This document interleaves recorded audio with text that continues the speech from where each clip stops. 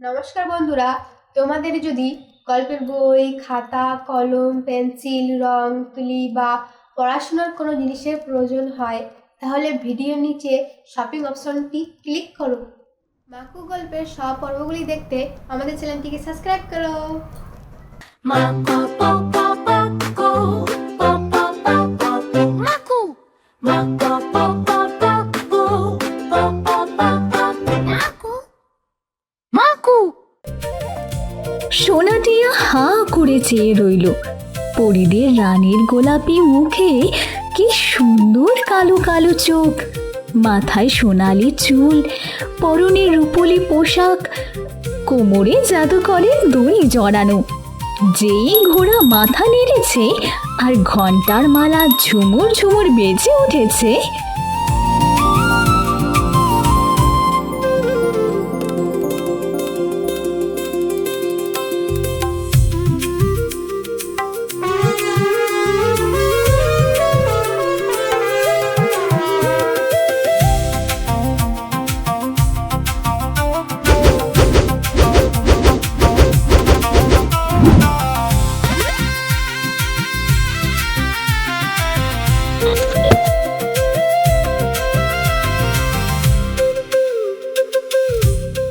এমনও খেলা কেউ কখনো দেখেছে?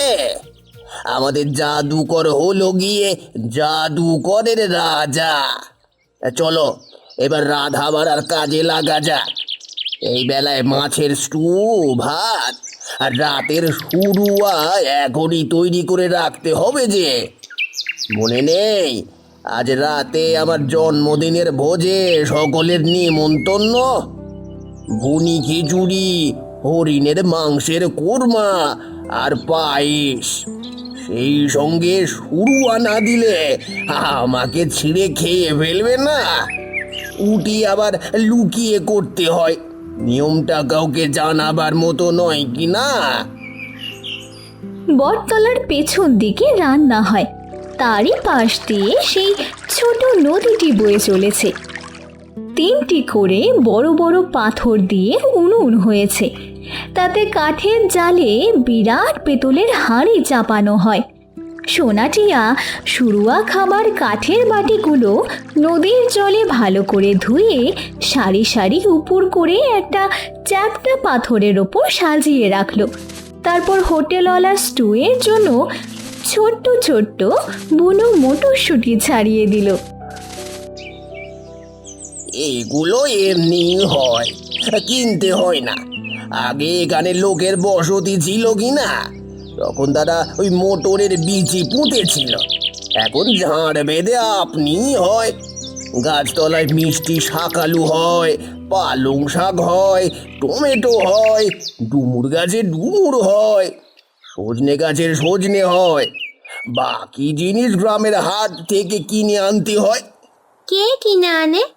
কেন, সন্ত হপ্তায় 3বার গায়ের পোস্ট অফিসে যায়, সেই কতক আনে আর কতক আমার ভাই লুকিয়ে দিয়ে যায়। কেন সপ্তাহে 3বার পোস্ট অফিসে যায়? ও মা, সে যে লটারির টিকিট কিনেছে, যদি একবার জিতে যায় তো একসঙ্গে অনেক টাকা পেয়ে বড় লোক হয়ে যাবে, তাই খবর আনতে যায়।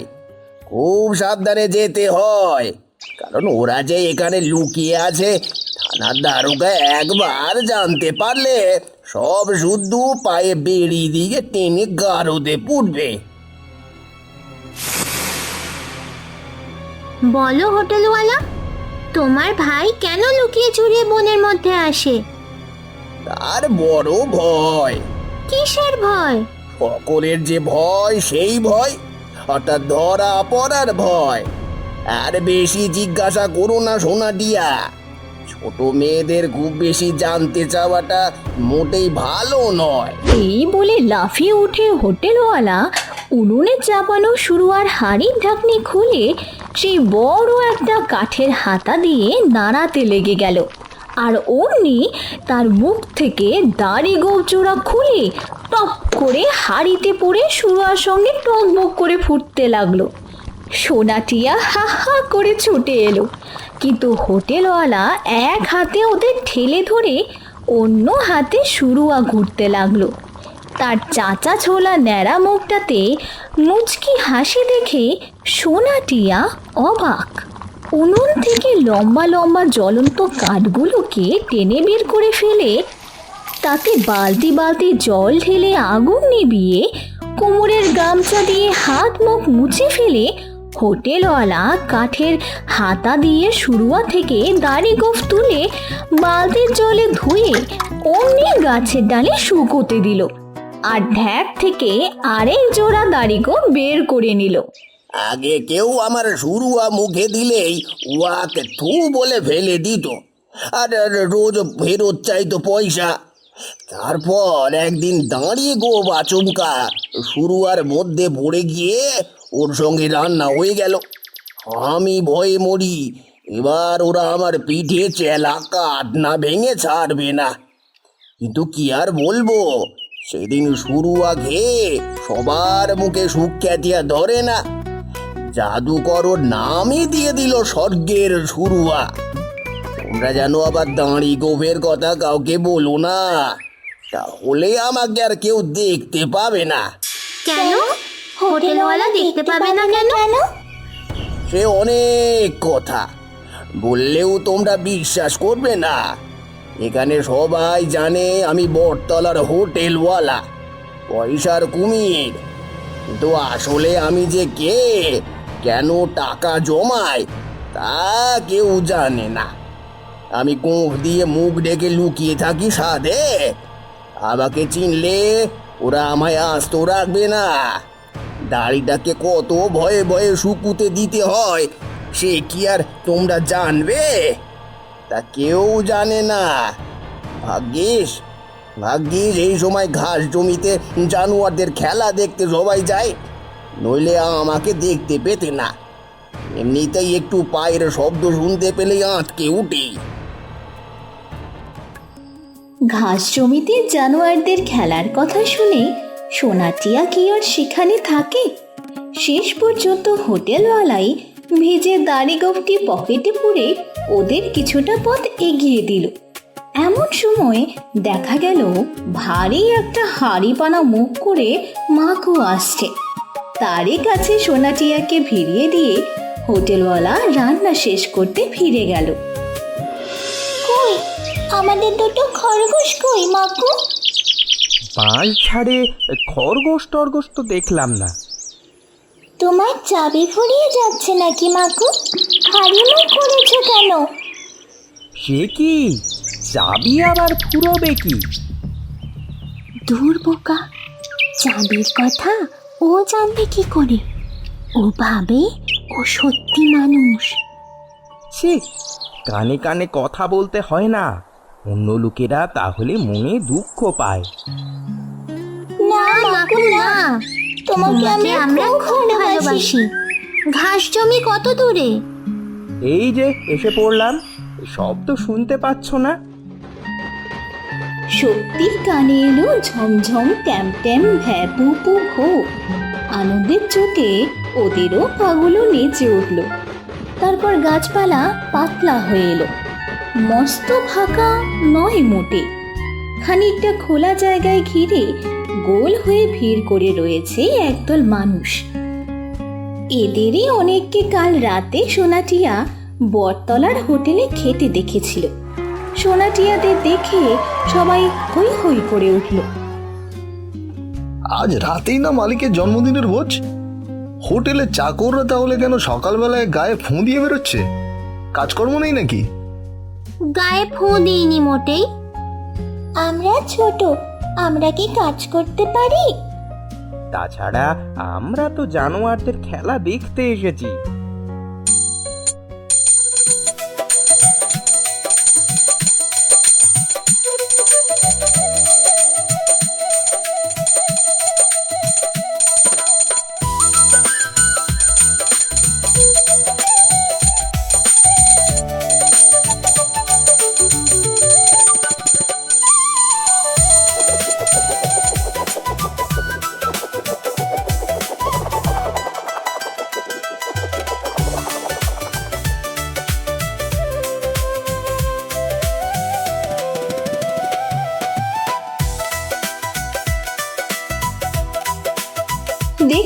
দেখতে বেলা বাড়তে লাগলো।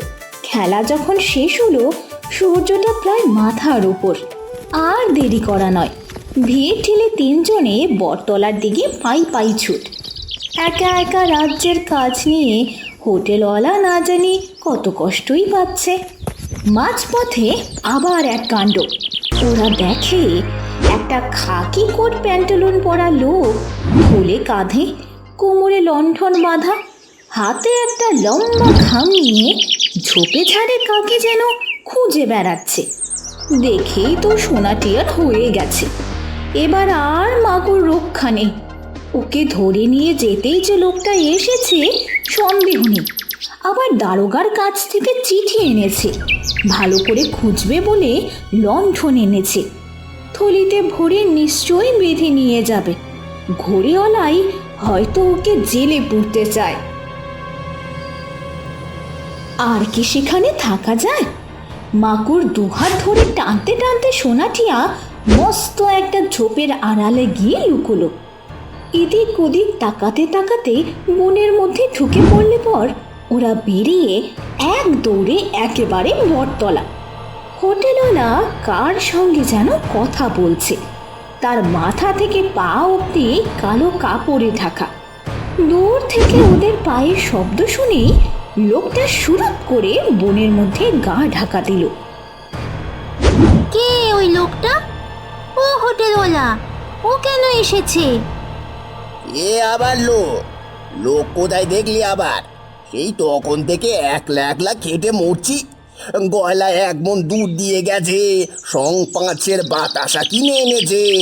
রাতে ভুনি খিচুড়ি হবে, তার জন্য সুগন্ধি চাল, পেস্তা, বাদাম, কিশমিশ এনেছে। শিকারীরা হরিণের মাংস দিয়ে যাবে বলে গেছে। তাল তাল মশলা পড়ে আছে, কিন্তু কাজ করার মানুষেরা সব তামাশা দেখতে গেছে। এই বলে হোটেলওয়ালা গাল ফুলিয়ে ঢোল বানিয়ে পাথরটার উপর বসে পড়ল। মাকু আর কোনো কথা না বলে উনুনে 2টো চেলাকাঠ গুঁজে দিয়ে বিরাট দুধের কড়াইটা চাপিয়ে দিল। ওর গায়ের জোর দেখে সোনাটিয়া অবাক। ও মানুষ, তোমার গায়ে তো দেখছি 5টা মোষের শক্তি, তা কাজে এত গাফিলতি কেন? ও যে কলের মাও। চুপ বোকা।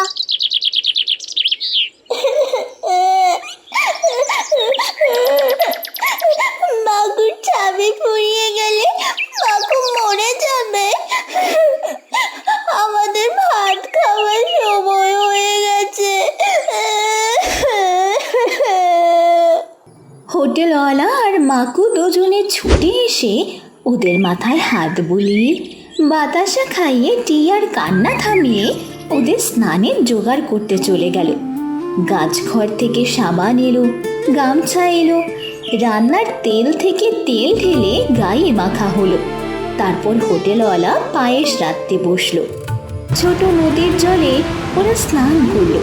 মাকু গামছা দিয়ে গা মুছিয়ে দিল। উনুনে থেকে পাউডার বের করে ওরা মুখে সাদা করে মেখে নিল। আমার ভাঙা চিরুনি দিয়ে চুল আঁচড়ে মাকুকে বলল, ভাত দাও। অমনি হোটেলওয়ালা আর মাকু গাছের গুঁড়ি সোজা করে তার উপর তক্তা পেতে টেবিল বানিয়ে ফেলল। কানাতোলা কাঠের থালায় সোনা টিয়াকে স্টু ভাত এনে দিল।